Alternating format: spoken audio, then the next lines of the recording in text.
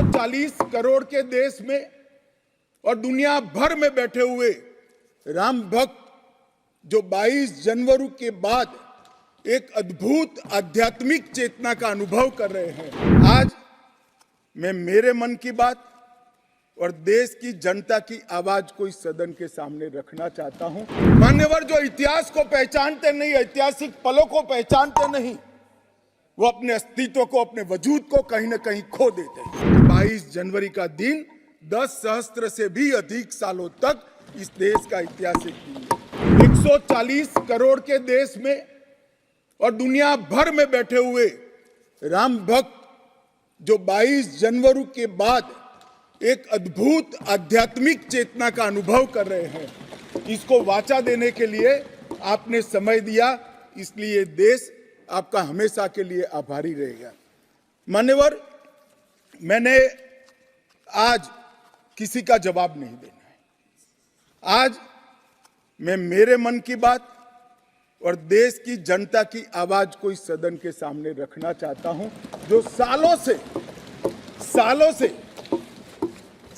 से कोर्ट के कागजों में दबी हुई थी। नरेंद्र मोदी जी के प्रधानमंत्री बनने के बाद उसको आवाज भी मिली, अभिव्यक्ति भी मिली। मान्यवर, 22 जनवरी का दिन भले कुछ लोग कुछ भी कहे, मैं स्पष्ट रूप से देख रहा हूं 22 जनवरी का दिन 10 सहस्त्र सालों के लिए ऐतिहासिक दिन बनने वाला है। ये सबको समझकर चलना चाहिए। मान्यवर, जो इतिहास को पहचानते नहीं, ऐतिहासिक पलों को पहचानते नहीं, वो अपने अस्तित्व को, अपने वजूद को कहीं ना कहीं खो देते हैं। मैं आज फिर से एक बार कहने वाला हूं मान्यवर कि 22 जनवरी का दिन 10 सहस्त्र से भी अधिक सालों तक इस देश का ऐतिहासिक दिन है।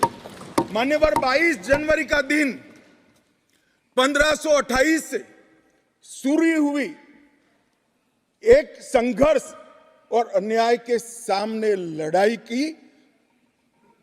का एक आंदोलन के अंत का दिन है।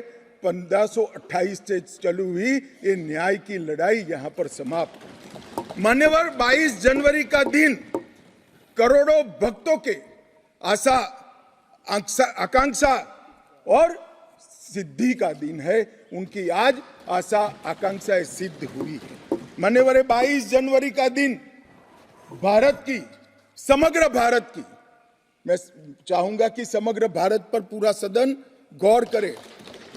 22 जनवरी का दिन समग्र भारत की आध्यात्मिक चेतना के पुनः जागरण का दिन आज इतिहास में बन चुका है। मान्यवर, 22 जनवरी का दिन महान भारत की यात्रा की शुरुआत का दिन है। 22 जनवरी के दिन मां भारती को विश्व गुरु के मार्ग पर ले जाने को प्रशस्त करने वाला दिन मान्यवर बनने वाला है। मान्यवर, ये देश की कल्पना राम और रामचरित्र के बगैर कर ही नहीं सकती।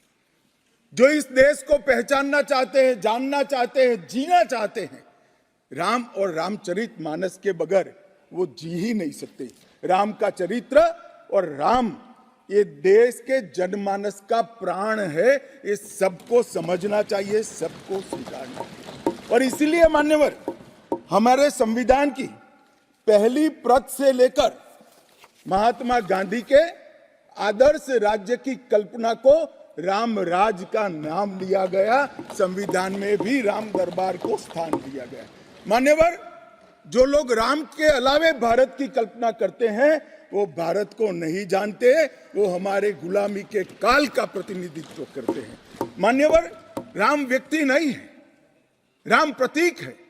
करोड़ों लोगों का आदर्श जीवन कैसे जीना चाहिए, इसीलिए उनको मर्यादा पुरुषोत्तम किया गया। राम का राज्य किसी एक धर्म, एक संप्रदाय के विशेष के लिए नहीं है। राम का राज्य, आदर्श राज्य कैसा होना चाहिए, इसका प्रतीक न केवल भारत, समग्र दुनिया के देशों के लिए बना हुआ है मान्यवर। और इसलिए मैं मानता हूं कि राम और राम के चरित्र को फिर से प्रस्तावित करने का काम 22 जनवरी को हुआ है, मोदी जी के हाथ से हुआ है। वो इस देश के लिए सौभाग्य का विषय है। हमसे जुड़े रहने के लिए हमारे YouTube चैनल को सब्सक्राइब करें और नई वीडियो की नोटिफिकेशन के लिए बेल आइकॉन को दबाएं।